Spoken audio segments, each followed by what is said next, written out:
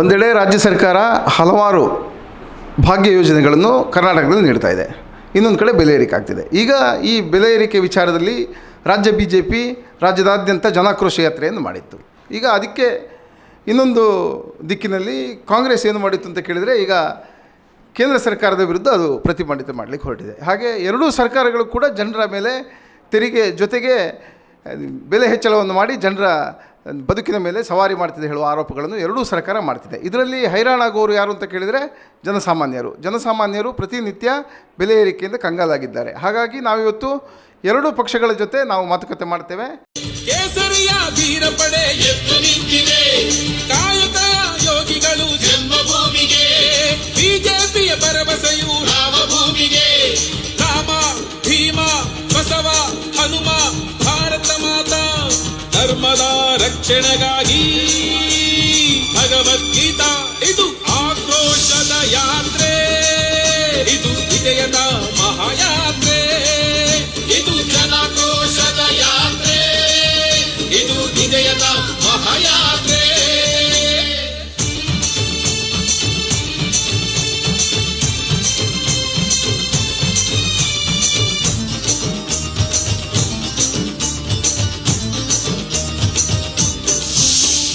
ಕಾಮಗಾರಿಯಲ್ಲೂ ಲಂಚಾವತಾರ, 60% ದೋಚಿದ ಸರ್ಕಾರ, ಮಕ್ಕಳೂಟದಲ್ಲೂ ಮೋಸವಿದೆ, ಸಮಾಜವಾದದಲ್ಲೂ ವೇಷವಿದೆ. ಬೆಂಗಳೂರು ಮುಳುಗಡೆ, ಸ್ವಂತ ಮಾಲು ಮಳಿಗೆಗಳೇ, ಅಭಿವೃದ್ಧಿಗೂ ಕತ್ರಿ, ಕಷ್ಟ ಬಿಲ್ಲುಗಳಿಗಾಗಿ ದುರಸ್ತಿ. ಇದು ಆಕ್ರೋಶದ ಯಾತ್ರೆ, ಜನಗಳ ಆಕ್ರೋಶದ ಯಾತ್ರೆ, ಇದು ಬಿಜೆಪಿಯ ಯಾತ್ರೆ, ವಿಜಯದ ನ್ಯಾಯ ಯಾತ್ರೆ.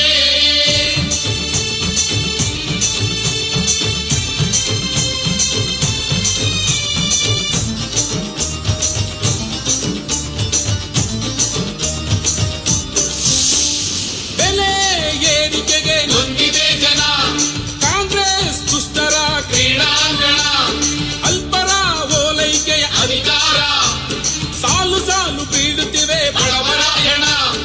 ಒಂದೇ ಮಾತರಂ ತಾಯಿ ಭಾರತಂ, ಕನ್ನಡದ ರಕ್ಷಣೆಗೆ ಕೇಸರಿಯ ಕಹಳೆ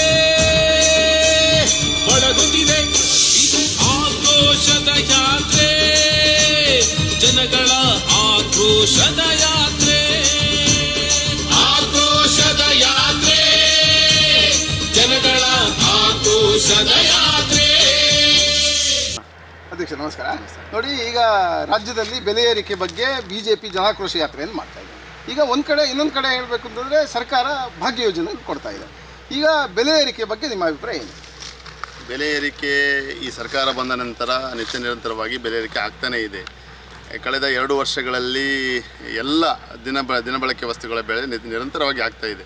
ಮೊನ್ನೆ ಹಾಲಿನ ಬೆಲೆ ಕೂಡ 4 ರೂಪಾಯಿ ಏರಿಸೋದ್ರ ಮುಖಾಂತರ ಈ ಜನರಿಂದ ದುಡ್ಡನ್ನು ವಸೂಲು ಮಾಡಿಕೊಂಡು ಈ ಸರ್ಕಾರ ಗ್ಯಾರಂಟಿ ಯೋಜನೆಗಳಿಗೆ ಉಪಯೋಗಿಸ್ತಾ ಇದೆ ಅಂತ ಹೇಳುವಂಥದ್ದು ನನ್ನ ಮಾತಲ್ಲ, ಜನಸಾಮಾನ್ಯರ ಮಾತು. ಯಾಕಂತ ಹೇಳಿದರೆ ಕಳೆದ 2 ವರ್ಷಗಳ ನಂತರ ಒಂದು ಕುಟುಂಬ ತಿಂಗಳಿಗೆ ಒಂದು 3-4 ಸಾವಿರದಷ್ಟು ರೇಷನ್ ತಗೊಂಡು ಬರ್ತಾ ಇದ್ದರೆ ಇವತ್ತಿಗೆ 8-10 ಸಾವಿರ ರೇಷನ್ ಹೋಗ್ತಾ ಇದೆ ಅಂತ ಹೇಳಿದರೆ ಅಷ್ಟು ವ್ಯತ್ಯಾಸ ಆಗ್ತಾ ಇದೆ. 2,000 ರೂಪಾಯಿ ಕೊಡ್ತಾ ಇದೆ ಈ ಕಡೆಯಿಂದ 4,000 ರೂಪಾಯಿ ಜನರಿಂದ ವಸೂಲು ಮಾಡ್ತಾ ಇದೆ ಅಂತ ಒಂದು ಸರ್ಕಾರ ಇವತ್ತು ರಾಜ್ಯದಲ್ಲಿ ಆಡಳಿತವನ್ನು ಮಾಡ್ತಾ ಇದೆ. ನೋಡಿ ಅಧ್ಯಕ್ಷರೇ, ಈಗ ಒಂದು ಕಡೆ BJP ಜನಾಕ್ರೋಶ ಯಾತ್ರೆಯನ್ನು ಮಾಡ್ತಿದೆ.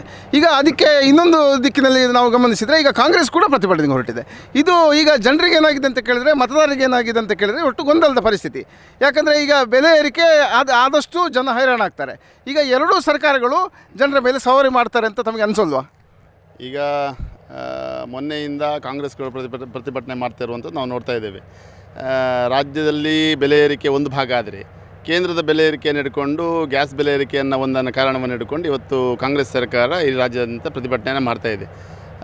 ನಾನು ಹೇಳುವಂಥದ್ದು 2013ರಲ್ಲಿ UPA ಸರ್ಕಾರ ಇದ್ದಾಗ ಗ್ಯಾಸ್ ಬೆಲೆ ಎಷ್ಟಿತ್ತು, ಆದ ನಂತರ ನಿರಂತರವಾಗಿ 10 ವರ್ಷ ಈಗ 13 ವರ್ಷಗಳ ಕಾಲ ಕೇಂದ್ರ ಸರ್ಕಾರದಲ್ಲಿ NDA ನೇತೃತ್ವದ ನರೇಂದ್ರ ಮೋದಿ ನೇತೃತ್ವದ ಸರ್ಕಾರ ಆಡಳಿತವನ್ನು ಮಾಡ್ತಾ ಇದೆ.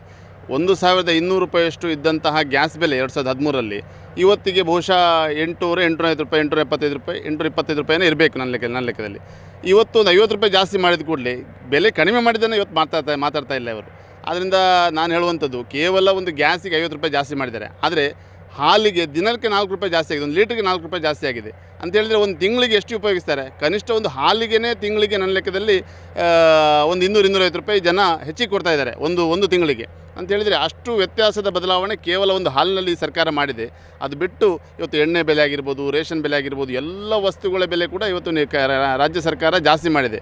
ಅದೇ ನರೇಂದ್ರ ಮೋದಿ ಸರ್ಕಾರ ಇವತ್ತು ಒಳ್ಳೆಯ ಆಡಳಿತವನ್ನು ಕೊಟ್ಟಿದೆ. ರಾಷ್ಟ್ರೀಯ ಭದ್ರತೆ ವಿಚಾರ ಆಗಿರ್ಬೋದು, ಕಳೆದ 10 ವರ್ಷಗಳಲ್ಲಿ ನಾವು ಯೋಚಿಸಿರ್ಬೋದು, ನಾವು 10 ವರ್ಷಗಳ ಹಿಂದೆ UPA ಸರ್ಕಾರ ಇದ್ದಾಗ ಅಲ್ಲಲ್ಲಿ ಬಾಂಬ್ ಬ್ಲಾಸ್ಟ್ ಆಗ್ತಾಯಿತ್ತು.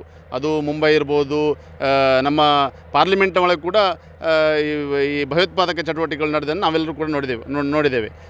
ನಮ್ಮ ಕಾಶ್ಮೀರಕ್ಕೆ ಯಾವ ಹಂತದಲ್ಲಿ ಕೂಡ ಕಲ್ಲು ಕುತ್ತೂರಾಟ ಇರ್ಬೋದು, ಅಲ್ಲಿ ದಿನ ಬೆಳಗ್ಗೆ ಇದ್ದರೆ ನಮ್ಮ ಅಷ್ಟು ಸೈನಿಕರು ಸತ್ತರು, ಇಷ್ಟು ಸೈನಿಕರು ಸತ್ತರು ಅಂತೇಳಿ ನ್ಯೂಸನ್ನು ನೋಡಿರ್ಬೋದು, ಎಲ್ಲವೂ ಕೂಡ ಇತ್ತು. ಆದರೆ ಈ 10 ವರ್ಷದ ನರೇಂದ್ರ ಮೋದಿಯವರ 10ರಿಂದ 12 ವರ್ಷದ ಆಡಳಿತದಲ್ಲಿ ಎಷ್ಟು ದೇಶ ಬಲಿಷ್ಠ ಆಗಿದೆ ಅಂತ ಹೇಳಿದರೆ, ಒಂದೇ ಒಂದು ಅಂತಹ ಭಯೋತ್ಪಾದಕ ಚಟುವಟಿಕೆಗಳು ಇವತ್ತು ನಡೀತಾ ಇಲ್ಲ. ಇವತ್ತು ಕಾಶ್ಮೀರ ಒಂದು ಒಳ್ಳೆಯ ಪ್ರವಾಸೋದ್ಯಮ ತಾಣ ಆಗಿದೆ, ಎಷ್ಟೆಲ್ಲ ಅಭಿವೃದ್ಧಿಗಳಾಗಿದೆ, ಎಷ್ಟು ರಸ್ತೆ ಅಭಿವೃದ್ಧಿಗಳಾಗಿದೆ, ಇವತ್ತು ಎಷ್ಟು ಏರ್ಪೋರ್ಟ್ಗಳು ಜಾಸ್ತಿ ಆಗಿದೆ. ನಾವು ಜಸ್ಟ್ ತುಲನೆ ಮಾಡಿ ನೋಡಬೇಕು. ಕಳೆದ UPA ಸರ್ಕಾರ 60-70 ವರ್ಷದ ಆಡಳಿತ, ನರೇಂದ್ರ ಮೋದಿಯವರ 12-13 ವರ್ಷದ ಆಡಳಿತವನ್ನು ತುಲನೆ ಮಾಡಿ ನೋಡಿದರೆ ಇವತ್ತು ಸಾಮಾನ್ಯ ಜನರಿಗೆ ಕೂಡ ಅರ್ಥ ಆಗ್ತದೆ. ಯಾಕಂತೇಳಿದರೆ ಇವತ್ತು ಮೋದಿಯವರ ಆಡಳಿತ ಅಷ್ಟು ಭ್ರಷ್ಟಾಚಾರವಿಲ್ಲದ ಆಡಳಿತ, ಈ ರಾಜ್ಯದಲ್ಲಿ ನಡ್ತಾ ಇರುವಂಥ ಭ್ರಷ್ಟಾಚಾರಗಳು ಎಲ್ಲವನ್ನೂ ತುಲನೆ ಮಾಡಲಿ. ಕೇವಲ ಒಂದು ಗ್ಯಾಸ್ ಬೆಲೆ ಇವತ್ತು 50 ರೂಪಾಯಿ ಜಾಸ್ತಿ ಆಗಿದೆ ಅಂತ ತುಲನೆ ಮಾಡುವಂಥದ್ದಲ್ಲ. ಇವತ್ತು ಪೆಟ್ರೋಲ್ನ ಸೆಸ್ ಇಡೀ ದೇಶದಲ್ಲಿ BJP ಸರ್ಕಾರ ಇದ್ದ ರಾಜ್ಯಗಳಲ್ಲಿ ಮಾತ್ರ ಕೇಂದ್ರ ಸರ್ಕಾರ ಕಡಿಮೆ ಮಾಡಿದರು. ಆದರೆ ಕಾಂಗ್ರೆಸ್ ಆಡಳಿತ ಇರುವಂಥ ಯಾವುದೇ ಸರ್ಕಾರ ಕೂಡ ಆ ಹಂತದಲ್ಲಿ ಪೆಟ್ರೋಲ್ ಡೀಸೆಲ್ನ ಸೆಸ್ಸನ್ನು ಕಡಿಮೆ ಮಾಡಿರಲಿಲ್ಲ. ಇವತ್ತು ಮೊನ್ನೆ ಏಪ್ರಿಲಲ್ಲಿ ಜಾಸ್ತಿ ಮಾಡಿದ್ದಾರೆ ರಾಜ್ಯ ಸರ್ಕಾರ. ಇವತ್ತು ಕಡಿಮೆ ಮಾಡಬೇಕು ಅಂತೇಳಿ ಆದರೆ ಇವರು ಯಾವುದರಲ್ಲಿ ಕಡಿಮೆ ಮಾಡಬೇಕು? ರಾಜ್ಯದ ಸೆಸ್ಸಲ್ಲಿ ಕಡಿಮೆ ಮಾಡಬೇಕು. ಕೇಂದ್ರ ಸರ್ಕಾರದ ಸೆಸ್ಗಿಂತಲೂ ರಾಜ್ಯ ಸರ್ಕಾರದ ಸೆಸ್ ಜಾಸ್ತಿ ಇದೆ, ಅದರಲ್ಲಿ ರಾಜ್ಯ ಸರ್ಕಾರದ ಟ್ಯಾಕ್ಸ್ನಲ್ಲಿ ಕಡಿಮೆ ಮಾಡಲಿ ಇವರು ಸಾಧ್ಯ ಆದರೆ. ಇದನ್ನು ಕೇಂದ್ರ ಸರ್ಕಾರಕ್ಕೆ ಬೊಟ್ಟು ಮಾಡುವಂಥದ್ದಲ್ಲ. ನಾನು ಹೇಳುವಂಥದ್ದು, ಎಲ್ಲ ಆಯಾಮಗಳಲ್ಲೂ ಕೂಡ ರಾಜ್ಯದ ಸರ್ಕಾರದ ಹೊರೆ ಇವತ್ತು ಜನಸಾಮಾನ್ಯರಿಗೆ, ಸಮಾಜದ ಕಟ್ಟಕಡೆಯ ಕುಟುಂಬಗಳಿಗೆ ಇವತ್ತು ಬದುಕಲಿಕ್ಕೆ ಕಷ್ಟ ಆಗ್ತಾ ಇದೆ. ನಾವು ಎಲ್ಲಿಂದಲೂ ವಸೂಲಿ ಮಾಡಿಕೊಂಡು ಇವತ್ತು ಬೆಂಬಲ ಬೆಲೆ ರೈತರಿಗೋಸ್ಕರ ಕೊಡಲಿಕ್ಕೋಸ್ಕರ ಹಾಲಿನ ಬೆಲೆ ಜಾಸ್ತಿ ಮಾಡಿದೆ ಅಂತ ಹೇಳುವಂಥ ಕಾರಣಗಳನ್ನ ಕೊಡ್ತಾರೆ. ನಾನು ಹೇಳುವಂಥದ್ದು, ಸರ್ಕಾರ ಬೆಂಬಲ ಬೆಲೆ ಕೊಟ್ಟು ರೈತರನ್ನು ಪೋಷಿಸಬೇಕು. ಜನರಿಂದ ದುಡ್ಡು ತಗೊಳ್ಳಿಕ್ಕೆ ಸರ್ಕಾರ ಮಾಡಬೇಕು ಅಂತಿಲ್ಲ, ಜನರಿಂದ ವಸೂಲಿ ಮಾಡಿಕೊಂಡು ರೈತರಿಗೆ ಕೊಡಬೇಕು ಅಂತ ರೈತರು ಹೇಳಿದ್ದಾರೆ. ರೈತರು ಹೇಳಿದಲ್ಲ, ರೈತರು ಏನು ಮಾಡಬೇಕು? ಸರ್ಕಾರ ಏನು ಮಾಡಬೇಕು? ರೈತರಿಗೆ ಅದಕ್ಕೆ ಲಾಭ ಆಗಬೇಕು, ರೈತರಿಗೆ ಪ್ರೋತ್ಸಾಹ ಮಾಡಬೇಕು ಅಂತ ಹೇಳಿದರೆ ಪ್ರೋತ್ಸಾಹ ಧನವನ್ನು, ಬೆಂಬಲ ಧನವನ್ನು ಸರ್ಕಾರ, ರಾಜ್ಯ ಸರ್ಕಾರದ ಬೊಕ್ಕಸದಿಂದ ಕೊಡಬೇಕು. ಜನರ ಹತ್ರ ಲೂಟಿ ಮಾಡಿ ರೈತರಿಗೆ ಕೊಡುವಂಥದ್ದಲ್ಲ. ಅದು ಎಲ್ಲರೂ ಕೂಡ ಮಾಡ್ತಾರೆ. ಆದ್ದರಿಂದ ನಾನು ಹೇಳುವಂಥದ್ದು, ಇದು ಮಾಡಲಿಕ್ಕೆ ಸರ್ಕಾರ ಮಾತ್ರ ಅಲ್ಲ, ಅದನ್ನು ಜನಸಾಮಾನ್ಯರು ರೈತರು ಮಾಡ್ತಾರೆ. ರೈತರು ನೇರವಾಗಿ ಹಾಲನ್ನು ಹೊರಗೆ ಸಮಾಜಕ್ಕೆ ಅದು ಕೊಡ್ಬೋದು. ರಾಜ್ಯ ಸರ್ಕಾರದ ಬೆಂಬಲ ಬೆಲೆ ಕೊಟ್ಟರೆ ಅದು ರೈತರಿಗೆ ಲಾಭ ಆಗ್ತದೆ. ಜನರಿಂದ ವಸೂಲು ಮಾಡುವಂಥ ಕೆಲಸವನ್ನು ಬಿಡಬೇಕು, ಜನರನ್ನು ಲೂಟಿ ಮಾಡುವಂಥ ಕೆಲಸವನ್ನು ಬಿಡಬೇಕು. ಸರ್ಕಾರ ಜನಸಾಮಾನ್ಯರ ಬದುಕಿಗೆ ಗ್ಯಾರಂಟಿ ಯೋಜನೆಗಳನ್ನ ಹೇಳಿ ಬೇರೆ ಬೇರೆ ಕಡೆಯಿಂದ ಲೂಟಿ ಮಾಡುವಂಥದ್ದು ಅದು ಒಳ್ಳೆಯದಲ್ಲ. ಅದರಿಂದ ನನ್ನ ವಿನಂತಿ ಆಗ್ರಹ ಇರುವಂಥದ್ದು, ಜನಸಾಮಾನ್ಯರ ಕಷ್ಟಗಳಿಗೆ ರಾಜ್ಯ ಸರ್ಕಾರ ಸ್ಪಂದನೆಯನ್ನು ಮಾಡಬೇಕು. ಮತ್ತು ಆದಷ್ಟು ಬೆಲೆಗಳನ್ನು, ದಿನನಿತ್ಯದ ವಸ್ತುಗಳ ಬೆಲೆಗಳನ್ನು ಕಡಿಮೆ ಮಾಡೋದರ ಮುಖಾಂತರ ಇವತ್ತು ಮತ್ತೊಮ್ಮೆ ಜನರಿಗೆ ಆಶಾದಾಯಕವಾಗಿ ಸರ್ಕಾರ ಇರಬೇಕು ಅಂತ ಹೇಳುವಂಥದ್ದು ನನ್ನ ಆಶಯ. ಕ್ರೈಸ್ಟ್ ಕಿಂಗ್ ವಿದ್ಯಾಸಂಸ್ಥೆ ಕಾರ್ಕಳ ನಿಮ್ಮ ಮಕ್ಕಳ ಭವಿಷ್ಯಕ್ಕಾಗಿ ಒಂದು ಉತ್ತಮ ಆಯ್ಕೆ. ದಾಖಲಾತಿ ಈಗಾಗಲೇ ಪ್ರಾರಂಭಗೊಂಡಿದೆ. ಈ ಕೂಡಲೇ ಸಂಪರ್ಕಿಸಿ.